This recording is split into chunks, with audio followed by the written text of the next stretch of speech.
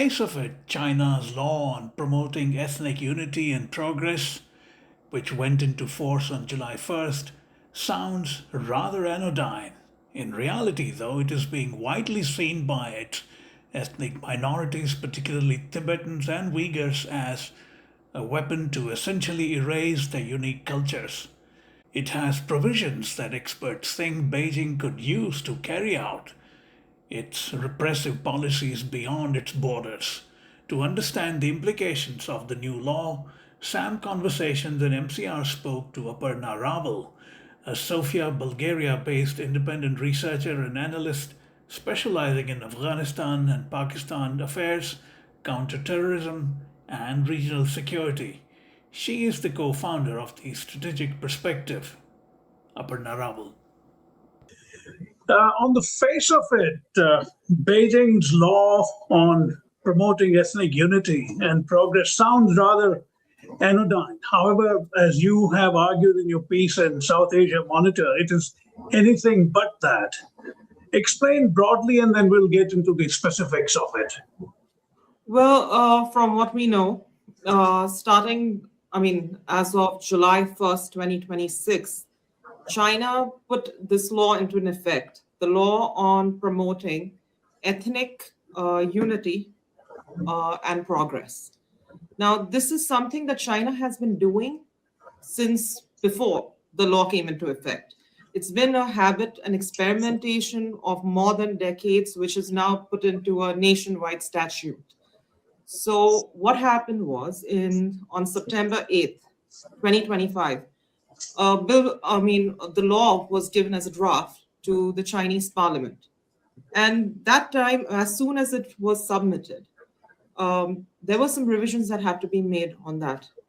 And right away, the human rights groups already took an objection to it, because that meant that now China would be having a justified reason of pursuing its habit, of persecuting minorities, ethnic groups. Assimilation means killing off the culture, the tradition, the uniqueness of a particular ethnic group, which was initially something that the CCP promoted.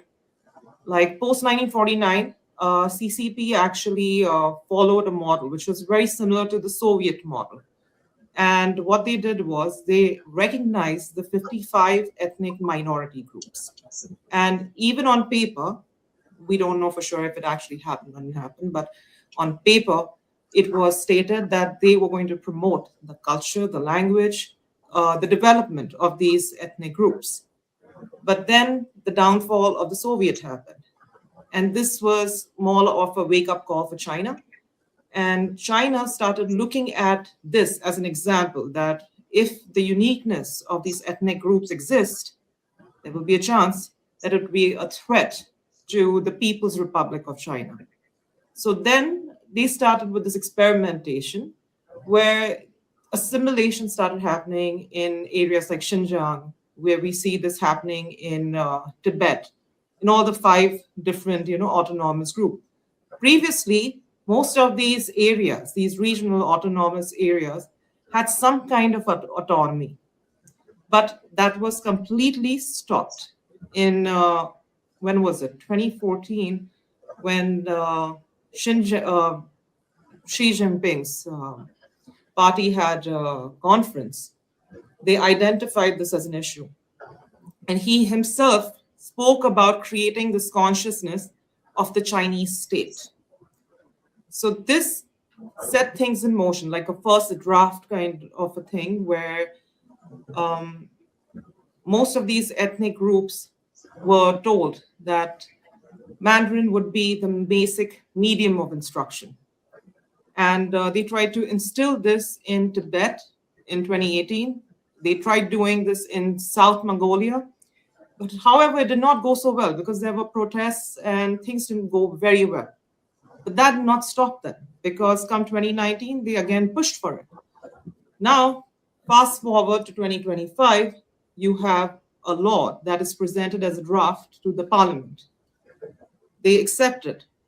Come December of 2025, there is a new revision made to this law. And the revision is on the standardized spoken and written language for medium of instruction, where they have stopped using any ethnic language as a form of instruction in schools, where Mandarin was going to be mandatory. So now what has happened, when we are looking at this law got passed on July 1st. And Xi Jinping apparently signed this law the same day that it was passed by the parliament too. It was passed by a vote of 276 to 3. And 3 only because there was abstentions. It wasn't because anybody was against it. The whole house was in favor of this law. So it's basically modeled after Xi Jinping's policy on what China should be. And with this in mind, they came up with these core mandates. Interestingly, this is one of the few laws which also has a preamble. Most of the laws do not have a preamble. They have a preamble which clearly states that it's a assimilation of different ethnic groups united together under common history, culture, basically coming from the same source. So by doing this, what you're perpetually doing is you're actually getting rid of the uniqueness of these groups by assimilating them under one banner. So this was the main core thing behind it. And the thing with the mandate is, again, it's become a nationwide, legally binding duty. It's not something that the government is encouraging people to do, but it's a legal binding duty on every Chinese citizen, every Chinese institution, whether you are private, whether you're state-owned, whether a religious body or even military. It's now considered a legally binding duty for people to create the state of common consciousness of what China as a nation should be. So this is one of the core factors behind this. And there are 2 articles in the law which become very problematic. One is the Taiwan clause. So Article 21 of this law, it states that Taiwanese people are basically the citizens of People's Republic of China, which means China has a right on them, and which means that the Chinese parties or organs of the parties are expected to view them as Chinese citizens, which of course does not sit very well with Taiwan. Now, the other clause, which is very problematic, is the extraterritorial law, which has come into place under Article 63, which means that any individual, body, organization that speaks against the ethnic assimilation or against the unity of these ethnic groups, which according to China is based on what they deem as assimilation. So anything that goes counter to that, any citizens, bodies, organizations residing abroad, outside the mainland China, can be persecuted. And we know for a fact that on basis of many reports, there has been a lot of transnational repression, even from the Chinese side. There have been more than 100 covert police stations that operate in many different countries, which actually take the reports and try to persecute these citizens. Some people have also been known to go missing. And China has used a lot of different ways to get to these people to return home, a way of form of persuasion of some sorts, or putting pressure on the families of these people living abroad, but who happen to be in China. So these are things that has raised a lot of concern with a lot of human rights groups as well. And of course, Mandarin has become the main language of instruction, which starts from pre-kindergarten all the way to the actual end of education that a person would pursue. Now, the ethnic groups, as far as they are concerned, their languages, we can see that in time, they could start declining. And by doing this, of course, there will be a change in what people perceive China as. And mostly we see this in the Tibetans or the Uyghurs, especially being targeted accordingly. The South Mongolians also are facing something very similar.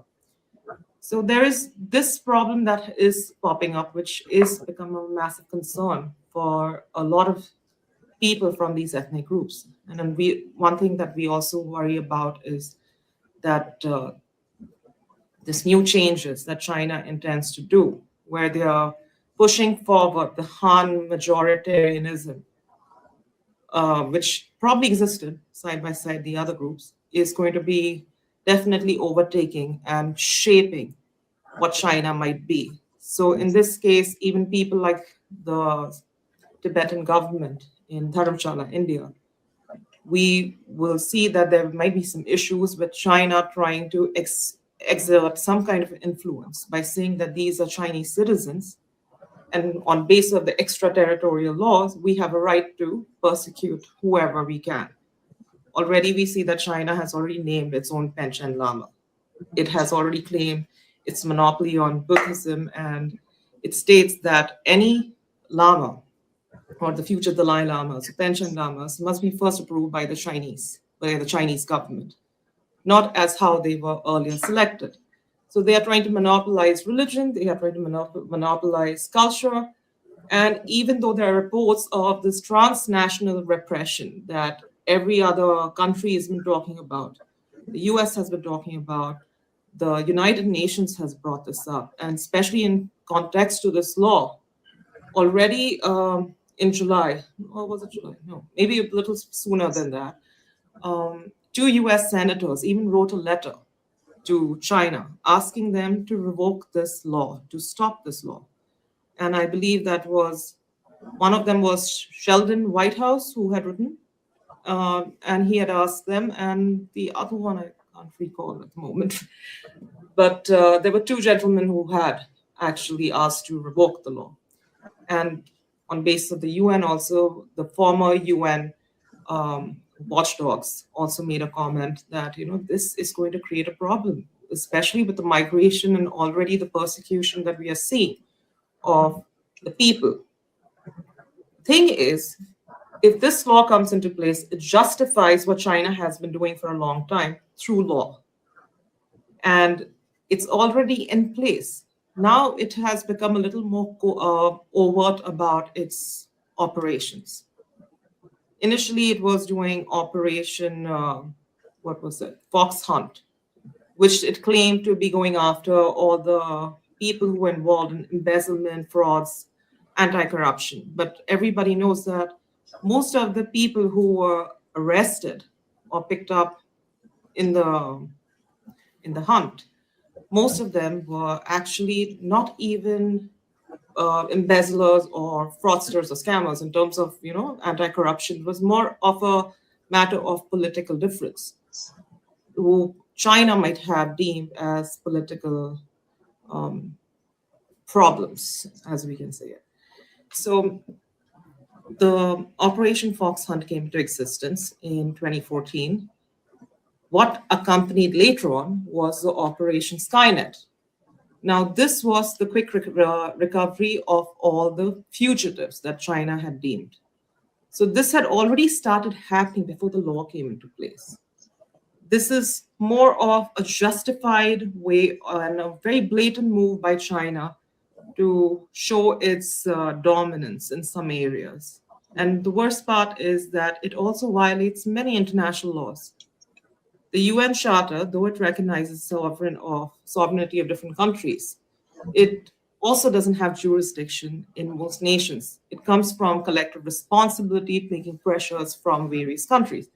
But China clearly disregards the sovereignty of other nations and the jurisdiction of other nations. Because if you're going to carry out, extraterritorial transnational repression on another person's soil, then it clearly indicates the disregard for somebody's sovereignty, which means that other nations who are hosting refugees from China have to be extra cautious in protecting the same refugees you're hosting, whether it's in the US, whether it's in Germany, whether it's in India. We all have to take a collective effort to protect these refugees who are trying to evade being captured.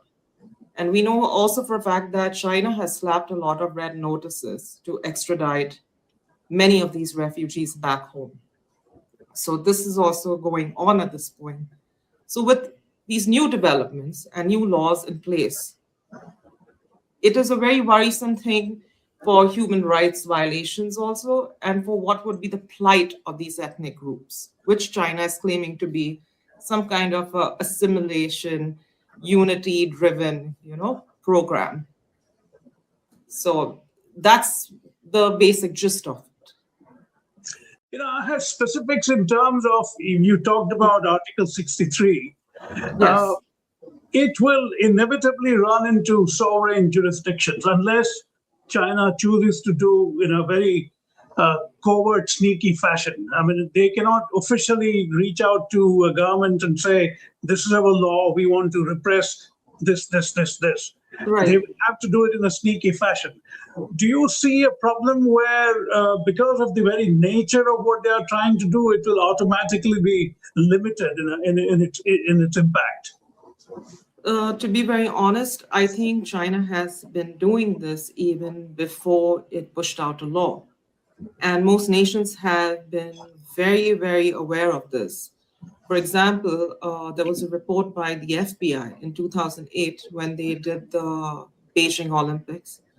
They did the torch run in San Francisco, I think. Yeah.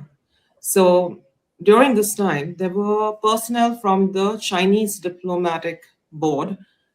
They were directing buses and buses of Chinese students to go and counter a pro-Tibetan rally which was happening. And this was specifically mentioned in many open sources also, that, this has already been done. Like, this is like transnational mobilization already on the move. So they have done that. And not only that, there are a lot of cases where a lot of American Chinese, or if you have other people who have acquired citizenship of another country but had Chinese origins, if they return to China, they have been detained in China and not allowed to move.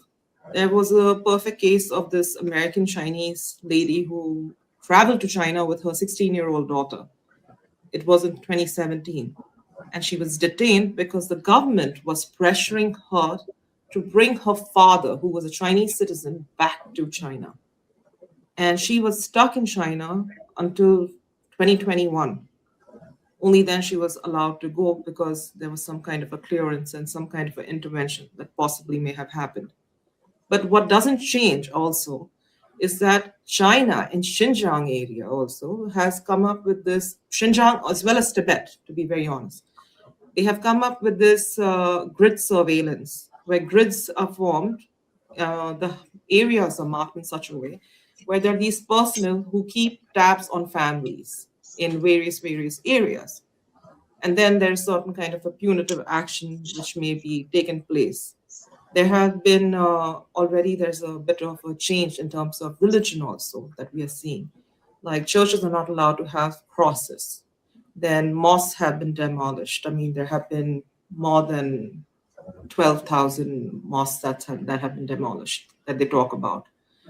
But that is just because we know about that number. That's an estimate. We don't know for a fact exactly how much that has happened. Plus, they have been doing this forced labor in China, getting these citizens of these ethnic areas to work in semiconductor factories, in different kinds of areas. The different factories that they try to get them into. And they're saying that it is done with the intention of helping these ethnic groups. They're saying that this is China's counter, where China is saying that it's being done to increase the economy of these areas. And it has improved at least 3 times than before, like by 3% or whatever. So they're saying it's not forced labor. However, human rights activists and even UN has clearly said that that's not true. They are countering everything what the world is saying. Plus, the UN itself has stated very clearly that by putting this law into effect, China is going to violate at least 12 of the human rights agreement that it has already signed. So it is contradicting itself too. But we also know that with the clause of Taiwan, we know what China is thinking. Now they're going to extend this thing into China, into Taiwan, stating Taiwan is a part of People's Republic of China. Hence, we have a right to carry out any kind of jurisdiction out there or any kind of a law out there. Similar thing is also being seen in Hong Kong. A lot of people from Hong Kong are also facing that. Yeah. How do you see it in the context of India? Is India suitably aware of the implications of the new law? Because I haven't seen or heard anything out of New Delhi which would indicate that they are even focusing on this. I think the responsibility of the Tibetan government, the Americans are also very much, keeping tabs of what's going on in So Dharamshala. in And Europe in a major way. Yes? Yeah. I'm sorry, I wasn't able to hear you. I just saw there has been a lot of pushback out of Europe as well against this law. Oh, yes, definitely. Because the problem is not just in terms of these ethnic groups. The problem is that every sovereign country's soil is going to be exploited. And this clearly shows the disregard for the other sovereigns that are recognized countries. China cannot pull out its jurisdiction in other countries. I mean, as the UN Charter also suggests very, very clearly, that no country has a right to interfere in another country. I mean, there are clauses, but you cannot be intervening or doing things, where you disregard the sovereignty of a nation.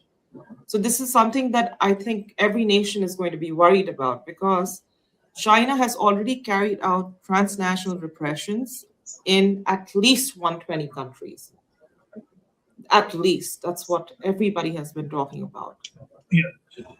And also, sorry to interrupt. I mean, I'm very interested in your view on how you think New Delhi has handled it, because there seems to be a measure of diffidence when it comes to these issues.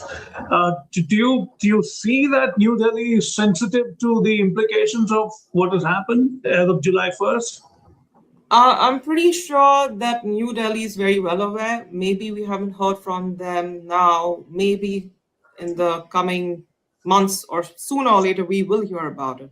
Because it doesn't change the fact that the Tibetan government exists in Dharamshala on the Indian soil. This is not a matter of Tibet. It's not a matter of Tibetan people. This is also a matter for the Indian citizens and for the sovereignty of our nation. So I think this is a problem that will not be overlooked. It's true that at the moment, nobody has spoken heavily on it or spoken on it, but I'm pretty sure New Delhi is very aware of what is happening. So it's only a matter of time when people react. Right. Yes. Historically, I don't think people realize, but historically, China has always given to itself the role of civilizing barbarians outside its borders. Yes. I mean, it has historically seen non-Chinese people as barbarians. So I suppose this is just a sort of a tool in that direction. Actually, it's interesting you bring this up, because what China has been trying to do, it's been trying to run its mouth and run its own narrative. And which is why the more it pushes its own narrative, it's trying to control the history of the country. So the more they push it out, they think the Han people were far more civilized by the Tibetans who were following different kinds of rituals and things like that.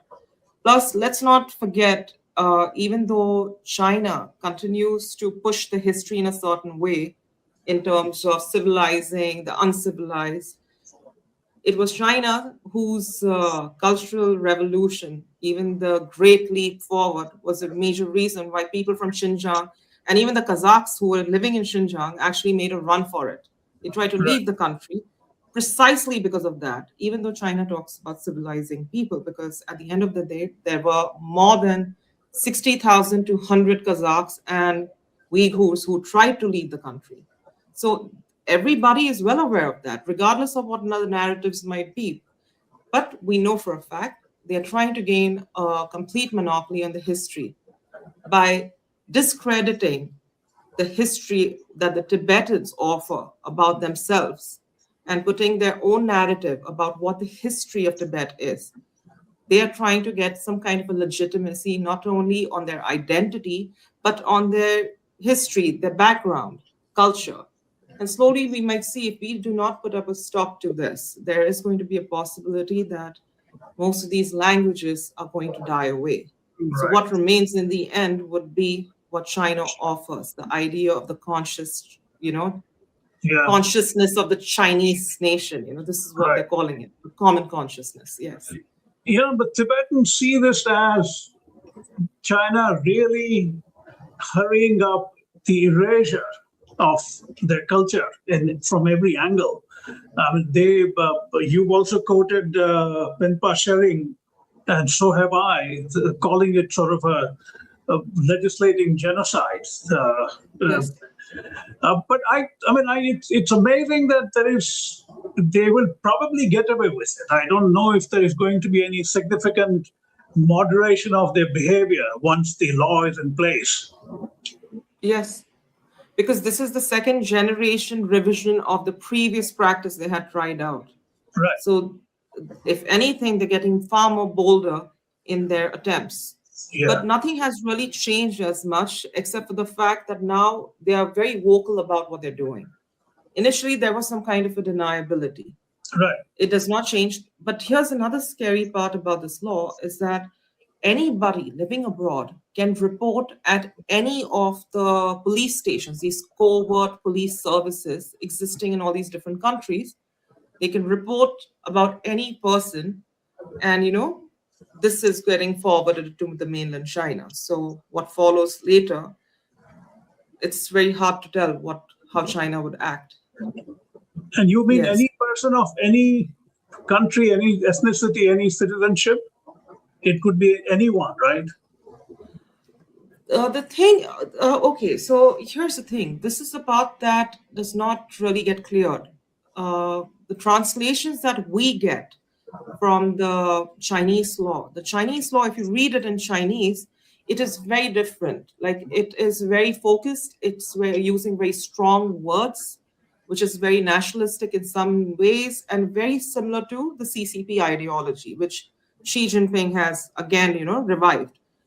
But the English version, somewhere we feel like it's getting diluted. I see. Things are lost. It's kind of softened up. So this becomes a bit of a difficulty understanding how things are moving also. And what was I going to say? I'm sorry. No, one particular aspect that jumped out at me from your piece, you have mentioned the concept of, and I hope I'm pronouncing the word right, zhudao, which is Zongha. forging or casting. That's the term you use. Yeah, yeah. Now, is that a specific usage in the law that you're talking Yes, about? it's actually mentioned in the documents. They have a whole glossary on the words that they're using. I see. The Chinese consciousness, what it means. Okay. And the preamble of this law clearly states that all these ethnic groups are basically coming from the same background, sharing a history of more than 5,000 years. So by putting this in the Constitution, you're clearly, pushing forward your own narrative. Right. You're changing the history of these other countries, of these other ethnic groups. Because Xinjiang has its own uniqueness too, because majority are Muslims. They were not Chinese, they were not Han Chinese, they were Turkic-speaking Muslims. So it's completely different from what Han China is. And right. Han China is now trying to assimilate these people, re-educate these people.